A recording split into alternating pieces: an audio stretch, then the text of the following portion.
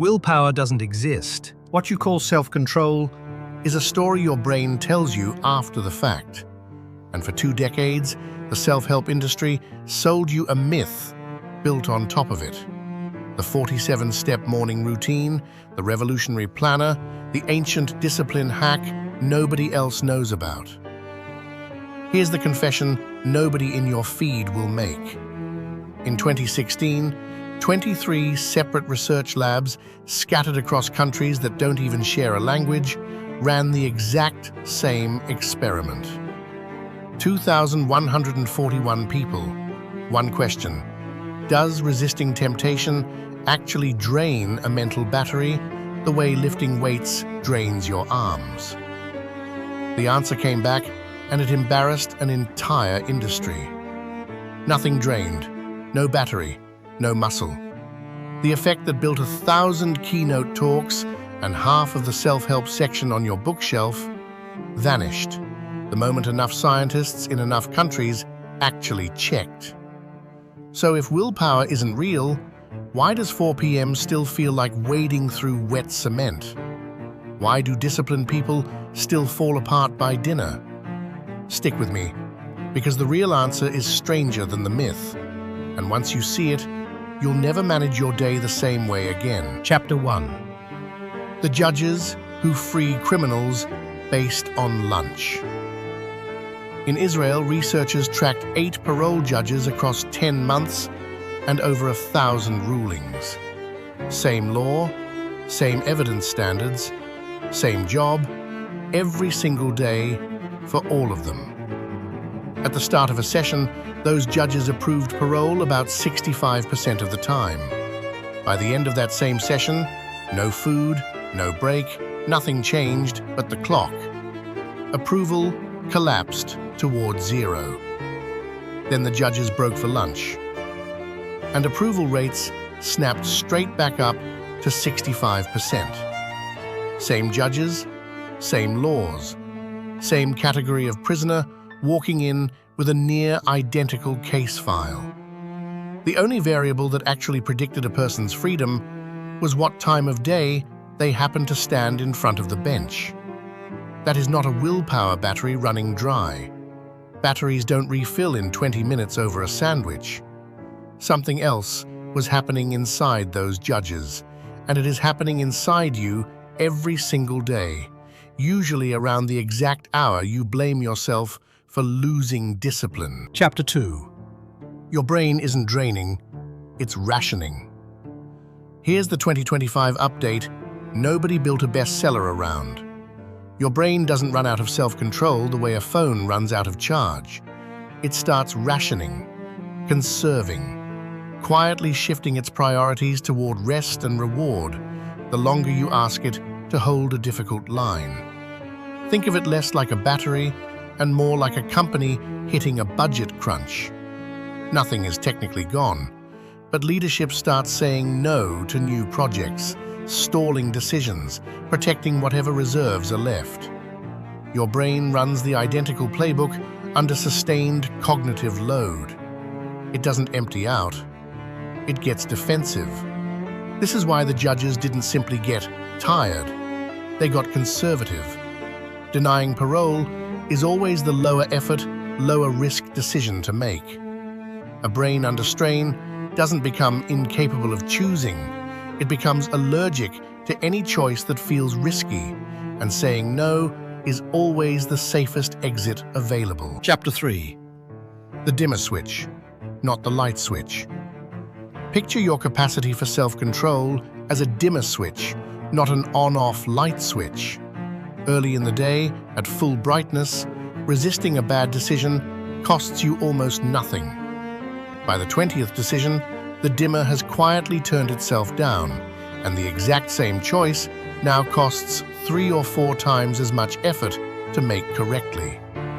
You never notice the dimmer turning. You just notice that the same salad you'd have chosen without a second thought at 10 a.m. suddenly feels like an argument at 4 p.m. Nothing about the salad changed. The lighting in your head did. This single reframe wrecks almost every piece of advice you've ever been given about discipline. just try harder, assumes the switch is binary, on when you're strong, off when you're weak. But if it's a dimmer, trying harder in low light doesn't restore the brightness, it just burns whatever's left of it faster. Chapter 4. Fewer decisions, not more discipline.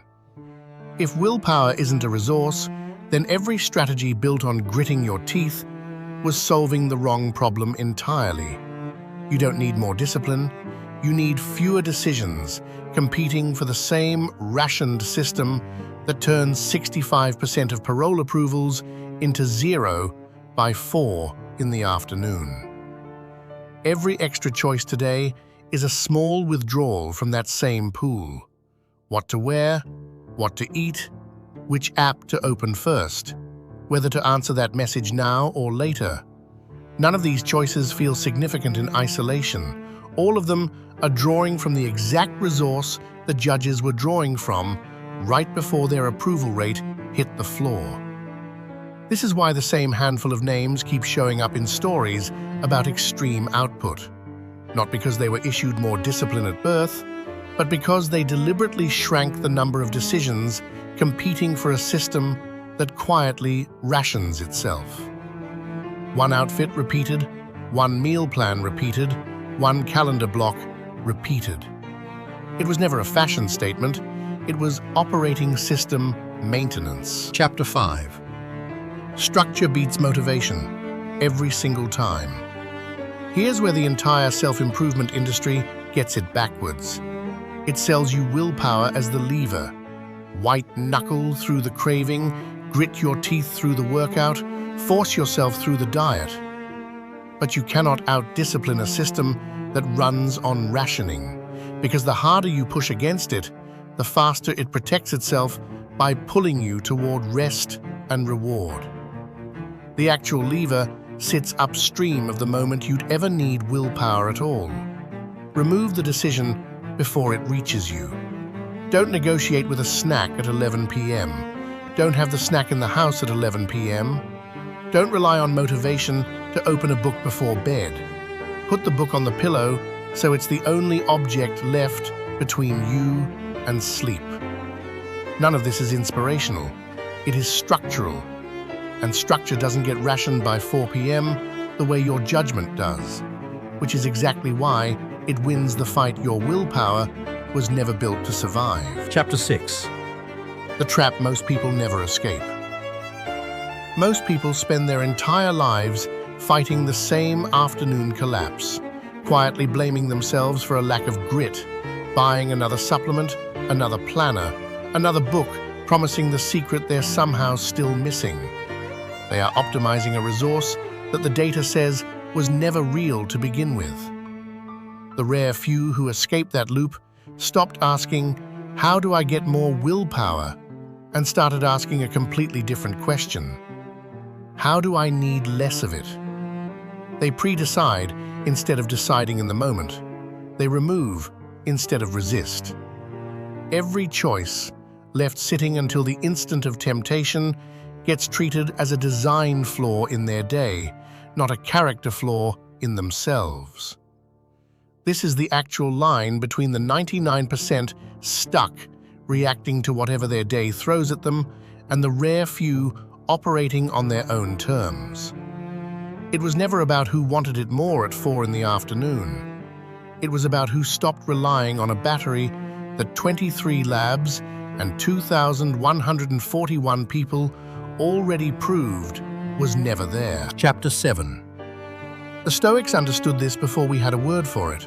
2,000 years before anyone ran a lab experiment on judges, the Stoics were already building their entire philosophy around a version of this same discovery. Epictetus split the world into what is within your power and what is not, and spent almost no energy pretending the second category could be muscled through by sheer force of character. Notice what that framework actually does.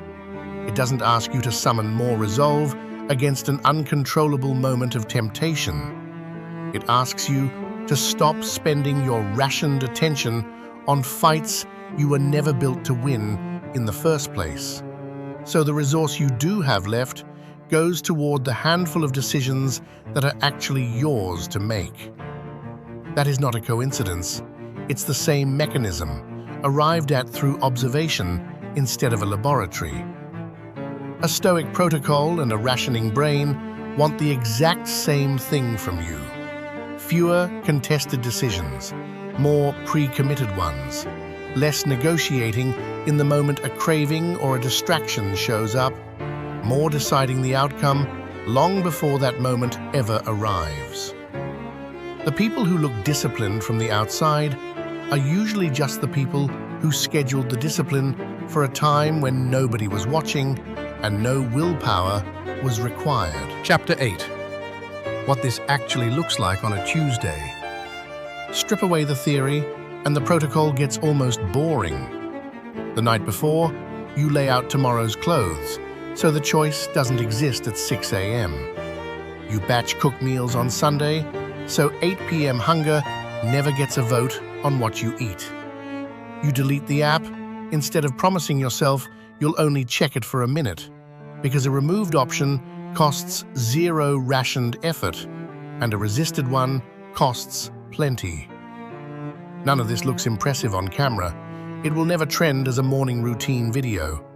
But it is the actual difference between a system that survives contact with a bad day and one that quietly collapses the moment your dimmer switch turns down, which, as you now know, it does every single day, right on schedule. Here is the entire protocol, stripped down to what the research actually supports. First, stop blaming your discipline for a 4 p.m. collapse. The resource you think failed you was never the variable. Second, count your decisions, not your motivation, because every unnecessary choice earlier in the day rations you closer to the judge's collapse towards 0. Third, build the removal before you ever need the resistance. Decide once, upstream, and let structure carry you through the exact hour everyone else is white-knuckling and losing. Willpower was never the manual you were handed. This is, master the system, and you stop needing the thing that 23 labs just proved never existed. If this rewired how you think about discipline, you know what to do. Subscribe, and let's keep building the manual they forgot to give you.